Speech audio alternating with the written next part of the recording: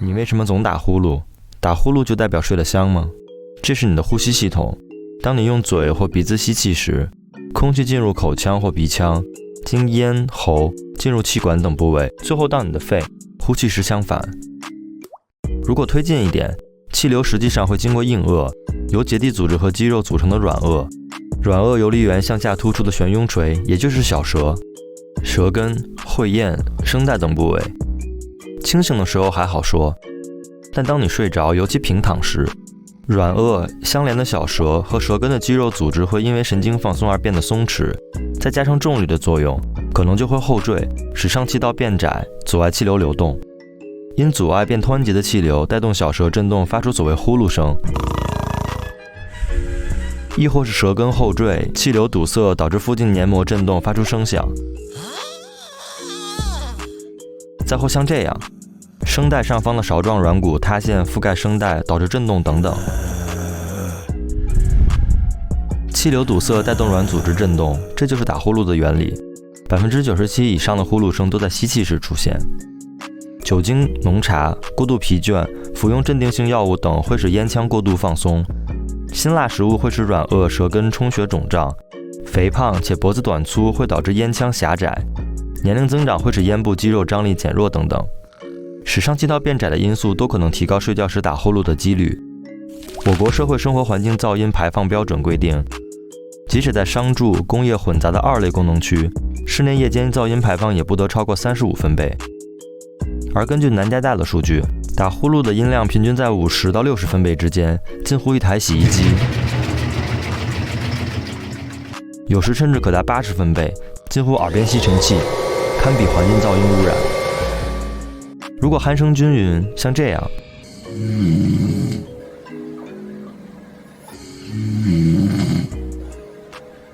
且起床后不觉疲惫无异样，那除了扰邻倒也还好，至少在规律呼吸。但如果戛然而止，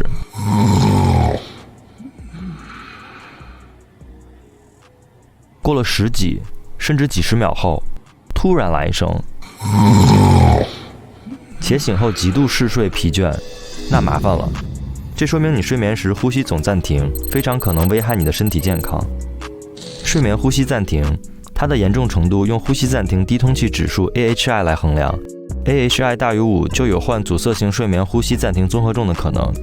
刚刚的例子极有可能就是3种睡眠呼吸障碍中最常见的阻塞性呼吸障碍，占睡眠呼吸障碍总案例的90%至95%。当软腭、舌根将上气道堵死，气流被阻断，导致呼吸暂停。当呼吸停止太久，大脑会被唤醒，使局部神经紧张，使呼吸顺畅。呼吸恢复后，局部组织神经会再次放松，堵塞上气道。呼吸暂停，唤醒大脑，不断重复，这就是阻塞性呼吸暂停。根据美国睡眠医学会07年修订的最新睡眠分期标准，人入睡后会经历4到6个由非快速眼动期和快速眼动期组成的睡眠周期。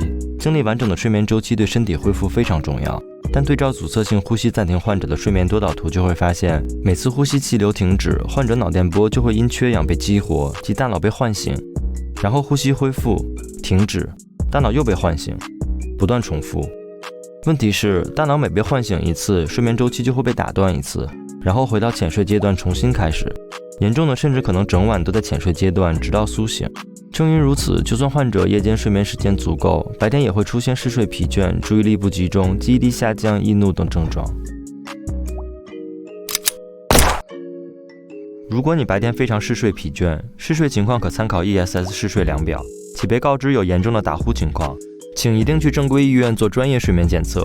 比如山东这位男子，一测就吓一跳。7小时的睡眠监测，医生发现按呼吸暂停超过10秒为一次计算，这位病人睡1小时，呼吸暂停约100次，暂停时间最长竟达到2分钟。除了嗜睡疲倦之外，阻塞性呼吸障碍可能还会引起高血压、冠心病、心肌梗死、性功能障碍等情况。所以打呼噜真不是睡得香，但真有可能睡得死。对于阻塞性睡眠呼吸暂停患者来说，治疗手段主要为一般性治疗及行为措施，比如像这样锻炼咽喉部肌肉；手术，比如这样切掉过大的组织；最主要的还是口腔矫治器治疗和佩戴持续气道正压通气装置。口腔矫治器治疗指患者佩戴这样或这样的矫治器，即最常见的下颌前移矫治器。矫治器将下颌骨向前拉，间接带动舌基前移，使舌后气道扩宽，为口咽获得额外体积空间，减少舌对软腭的向后压迫，使软腭后气道一起增宽。国内外的数据统计均显示，口腔矫治器对改善患者症状有明显效果。虽然矫治器总体不良反应少，但长期佩戴可能会造成下颌关节不适、咬合关系变化等问题，且更适合轻中度患者。所以，对于阻塞性睡眠呼吸暂停患者，尤其是重度患者，更首选有效的方式还是佩戴持续气道正压通气装置。当患者佩戴面罩，空气经压缩后，在整个呼吸周期过程持续向咽腔施加正压，减少吸气时产生的负压，将气道撑起并维持气道内压力水平，避免上气道塌陷，保证患者呼吸的通畅。美国睡眠医学会在2019年发布的这篇回顾和分析中，对184篇符合标准的相关研究提供的数据进行了原分析。他们发现，接受气道正压治疗后，患者 AHI 平均从32.7上下骤降至4.1左右，几乎拉回正常水平，且白天嗜睡的情况也得到显著改善，精神得到极大提升。对于患高血压和顽固性高血压的中重度阻塞性睡眠呼吸暂停患者，气道正压治疗也能起到一定程度的辅助降压作用。总之，打呼噜的危害不一轻视，下次遇到身边打呼的人，别再踹他、捏他、打他，快带他去医院看看到底怎么回事。上班了，打开了，但是没完全打开。我是张甲木，在这期视频中，我们尝试解释打呼噜的潜在危害。如果你觉得有意思，欢迎转发支持我们，关注我们的公众号并私信发送打呼，即可获得阻塞性睡眠呼吸暂停低通气综合症诊治指南。我们下期节目见。